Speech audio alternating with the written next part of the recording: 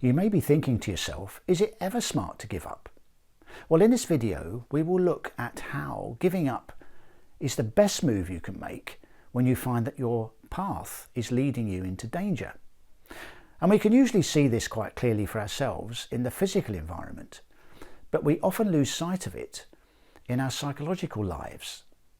But when we understand the power of giving up, not only will it help us avoid psychological danger, like burnout, but it will also show us how giving up can be the fastest way forward. So let's look at this distinction between the physical and the psychological for a moment. Let's suppose that you're on a road trip and you're following your satellite navigation and you find that it's telling you to turn left, turn right, planning a route for you. And then after a while you find yourself on quite a narrow road. There's only really room for one vehicle. And as you go down this road, it gets bumpier and more overgrown, and you have to go much more slowly. And then you see that the view ahead looks mainly sky and sea. So what do? You stop, you give up.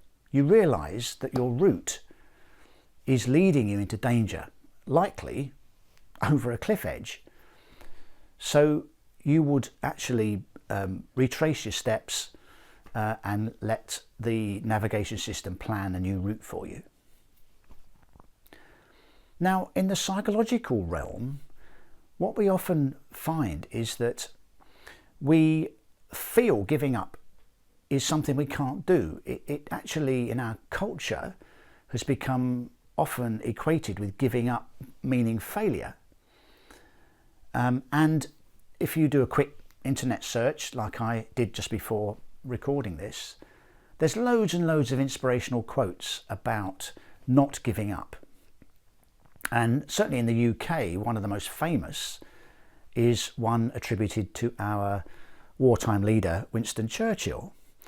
And in fact, you can buy posters with this quote that says, "Never, never, never give up." But actually, when you actually look at the original source of this quote, he didn't quite say that. He made a speech in 1941, which was right in the sort of darkest days of World War II. And what he actually said was, never give in, and he added some detail to that. You can find the full speech online if you want to. But then he added an exception. He said, never give in except in conviction of honour or good sense. So there was a recognition there that never giving in, never giving up is not always going to match good sense.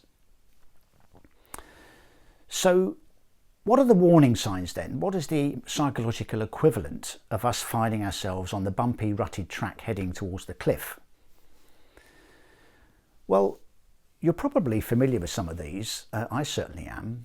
And one of the obvious signs is that we get stressful feelings. And we might get physical symptoms that go with that.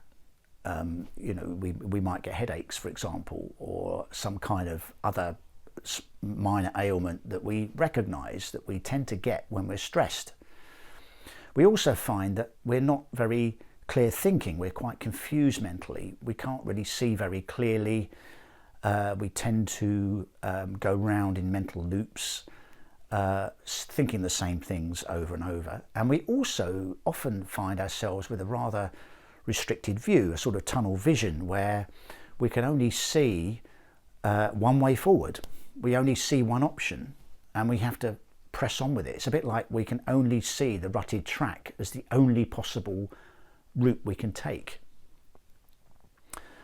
Now, in fact, those stressful feelings are a wonderful, one might say perfectly designed feedback system, because they're telling us very clearly that the path we're on is heading towards danger. So when we recognise that, when we see the significance of that feedback system, then it opens the possibility of doing something else. And this is where we can think about the option of giving up. And the giving up in this sense is not failure. It just simply means stop doing what you're doing. Just like the rutted track, we realise that we need to stop driving down it.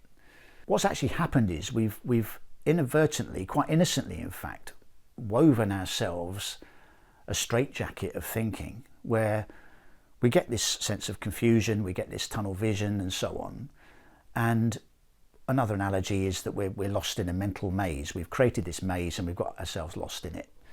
So by stopping, continuing to put our mental effort into our current thinking, we can just stop that. And the magic of that is that we find that when our mind is less busy with all that familiar looping, stressful thinking, then new possibilities come into view. Fresh thinking comes into our minds. We see new possibilities, new ways forward, new options. So the giving up isn't about giving up on where we're trying to get to. It's not giving up on the destination. It's giving up on the route. Just like with the example with the car and the sat-nav. We're not giving up trying to get where we were going. We just need to find another route. And that other route becomes visible when we give up the almost obsession with the single route we could see beforehand and allow new possibilities to come into view. So that's the power of giving up. And I suggest that you might find it just as helpful as I have. Thank you for watching.